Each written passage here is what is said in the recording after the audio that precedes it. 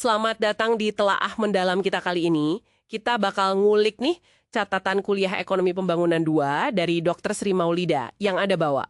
Fokusnya menarik banget. Peran remiten sama NGO buat pembangunan, utamanya di negara kayak Indonesia. Misi kita yaitu memahami kontribusi plus tantangannya dan kenapa ini relevan buat Anda. Betul sekali. Materi ini ngasih gambaran bagus ya soal gimana aliran dana dari pekerja migran dan juga kerja lembaga independen itu bisa ngebentuk landscape ekonomi sosial kita. Kita mulai dari remittance dulu, gimana? Boleh. Remittance ini kan intinya duit yang dikirim pekerja migran balik ke negara asal ya. Skalanya tuh wah gila banget disebut di catatan ini. Lebih dari 700 miliar dolar AS global di 2023. Iya, angka fantastis. Dan buat Indonesia sendiri, ini kan triliunan rupiah ya masuknya. Terutama dari Malaysia, Arab Saudi, Hong Kong gitu. Jelas bantu keluarga banget. Nah, yang menarik tuh dampaknya. Catatan ini nunjukin ada dua sisi gitu. Di satu sisi, ya jelas, ningkatin daya beli, konsumsi naik, bahkan ada yang buat modal usaha kecil atau investasi, pendidikan anak misalnya. Oke. Terus ini juga dorong inklusi keuangan. Jadi makin banyak keluarga akhirnya punya rekening bank gitu. Tapi ada sisi lainnya juga kan? Ya, nah ini yang perlu diwaspadai menurut Dr. Maulida. Potensi ketergantungan. Kalau udah terlalu bergantung, bisa jadi insentif buat kerja lokal jadi berkurang. Belum lagi dampak sosialnya, keluarga terpisah, itu kan berat. Betul. Ketergantungan itu isu penting. Terus soal cara kirimnya. Catatan ini bedain jalur formal sama informal ya? Ya, ada jalur formal kayak lewat bank atau fintech, itu lebih aman, tercatat.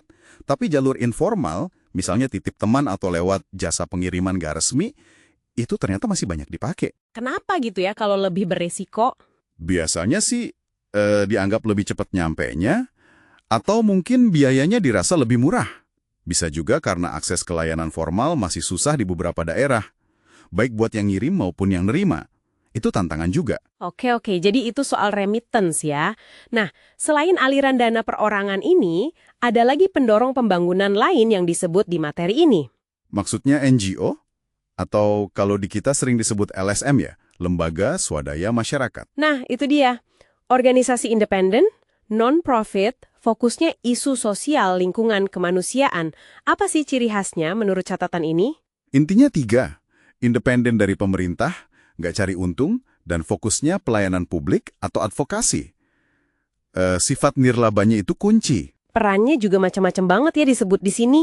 Ada yang nyediain layanan langsung. Iya, kayak kesehatan, pendidikan darurat. Contoh globalnya mungkin Doctors Without Borders gitu ya. Terus ada juga yang fokus pemberdayaan masyarakat, advokasi kebijakan biar pro rakyat kecil, atau ngawasin pemerintah. Contoh di Indonesia kan banyak ya, kayak Walhi buat lingkungan, atau YLBHI buat bantuan hukum. Betul. Spektrumnya luas banget, dari kerja di akar rumput sampai mempengaruhi kebijakan di tingkat nasional bahkan internasional.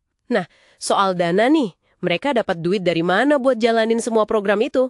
Sumbernya ini, wah macam-macam. Ini yang bikin mereka kadang bisa fleksibel. Bisa dari donasi publik, perorangan atau perusahaan lewat CSR, bisa dari hibah yayasan internasional, kadang ada juga proyek kerjasama sama pemerintah. Atau bahkan ada juga yang ngembangin usaha sosial sendiri buat nutup biaya operasional. Oke, jadi sumbernya beragam. Tapi pasti ada tantangannya juga kan? Tentu. Materi ini nyebutin beberapa tantangan utama. Yang paling sering itu ya, soal keberlanjutan dana. Ketergantungan sama 1 atau 2 donor besar, itu riskan banget. Kalau donornya stop, program bisa berhenti. Iya juga ya. Selain dana, Terus soal akuntabilitas. Mereka harus bisa nunjukin ke publik dan penerima manfaat kalau dana dipakai efektif dan beneran bawa perubahan.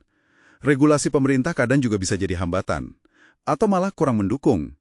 Dan, kadang antar NGO kurang koordinasi. Jadi programnya tumpang tindih di lapangan. Sayang kan sumber dayanya? poin bagus. Catatan Dr. Maulida ini juga nyebut peran penting NGO pas ada krisis atau bencana ya. Mereka sering jadi garda terdepan. Betul banget.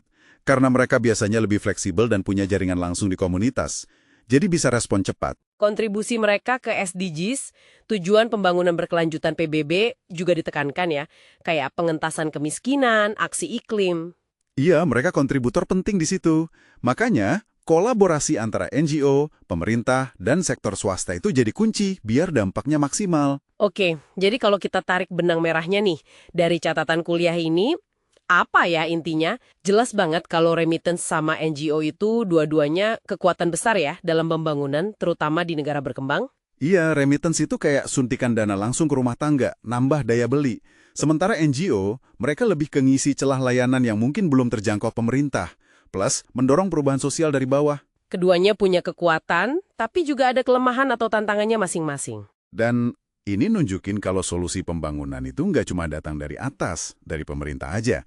Inisiatif individu kayak pekerja migran sama aksi kolektif masyarakat lewat NGO itu bagian vital dari ekosistem pembangunan, saling melengkapi gitu. Nah, sebagai penutup nih, buat Anda renungkan di rumah, materi ini udah nunjukin pentingnya remittance dan NGO. Tapi muncul pertanyaan lanjutan. Kalau kita lihat ada risiko ketergantungan dari remittance, terus ada tantangan dana buat NGO. Gimana ya caranya kita bisa mastiin dampak positif keduanya ini bisa awet, bisa berkelanjutan gitu, buat pembangunan jangka panjang, sesuatu buat dipikirin lebih lanjut ya.